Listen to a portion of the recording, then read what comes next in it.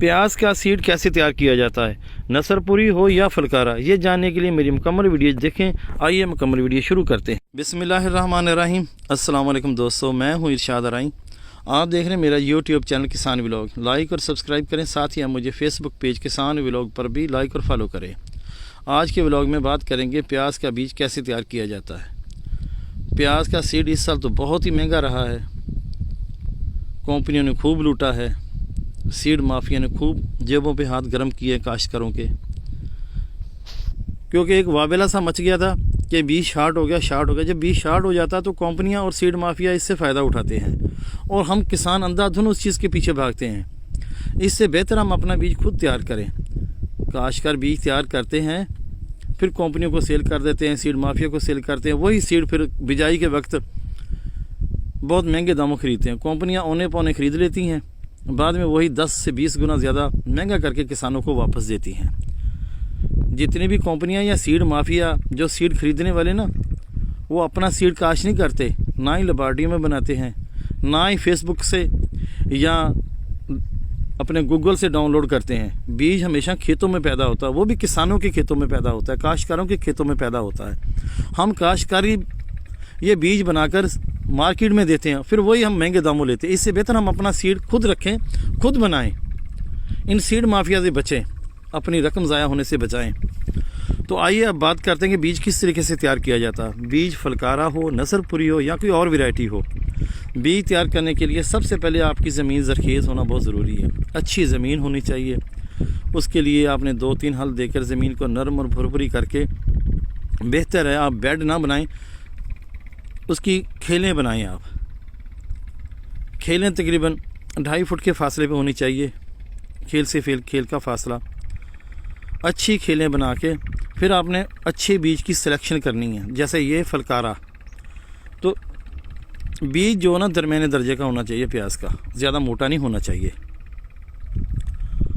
तो फिर आपने खेलें आपकी तैयार हो गई हैं, बीज को आपने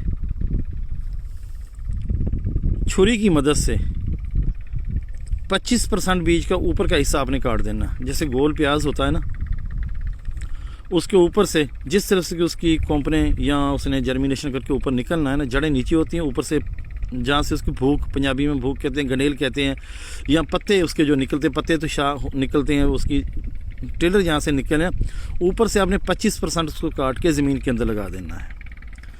तो लगाने के लिए एक प्याज से दूसरे प्याज का फासला 1 फुट होना चाहिए, कम से कम 10 इंच, ज़्यादा से ज़्यादा 1 फुट होना चाहिए। प्याज को काटने का मकसद ये है कि आप अगर चौथा हिस्सा प्याज का काटेंगे ना 25%, तो उसके टिलर ज़्यादा निकलेंगे।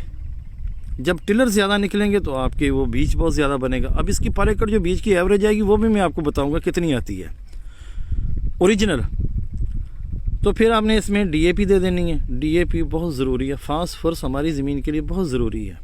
आप चाहे वो नाइट्रोफास की सूरत में दें या डीएपी की सूरत में, या रिसोर्स आप डीएपी दें, फास्फोरस दें, डीएपी ज़रूरी है।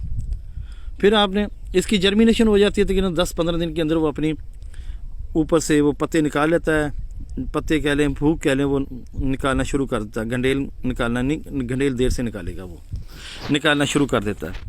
जब वो निकालेगा तो इसको जो बीमारियां लाक होती हैं वो थ्रिप्स ज़्यादा होती है। थ्रिप्स के लिए आपने अच्छी सी पेस्टिसाइड कर देनी है, और इसको नीचे गलने का मर्ज लगता है जड़ के अंदर। आपने इसको पानी ज़्यादा नहीं देना, इसकी पानी जो आपने इसको देना ना वो तकरीबन 10 से 15 दिन के बाद देना होता है।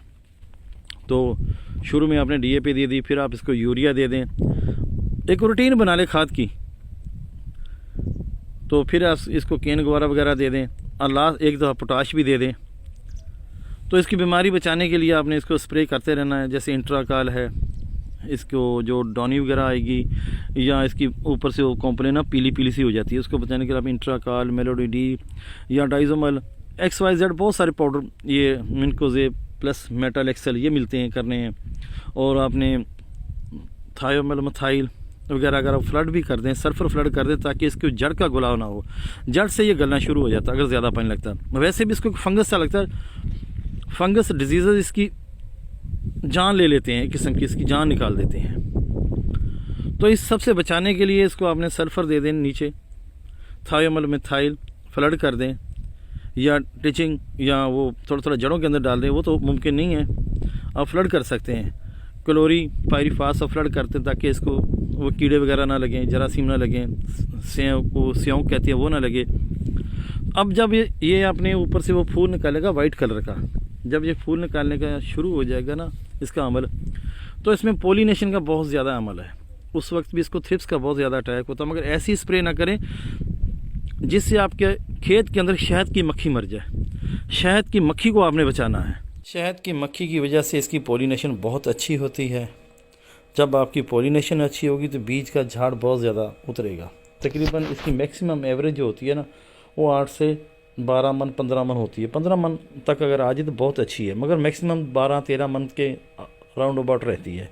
अगर इस रेट में आपका बीज सेल हो जाए तो बहुत ही अच्छा है।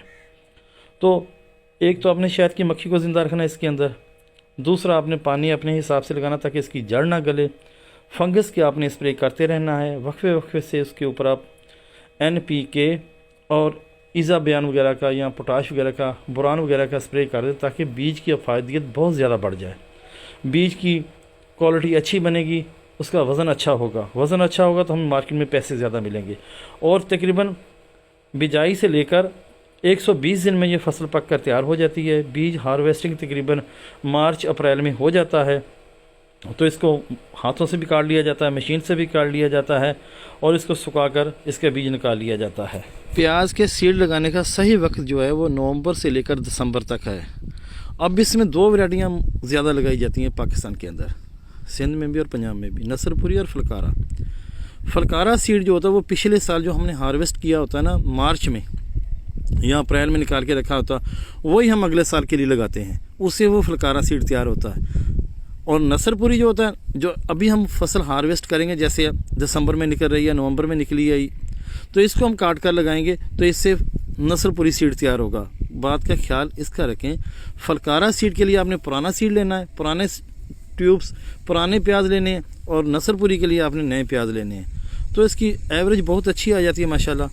बीमारी और फंगस का ख्याल रखें, इंशाल्लाह आपकी पैदावार बहुत अच्छी होगी। इसके साथ ही आप मुझे इजाज़त दें। अल्लाह हाफिज़।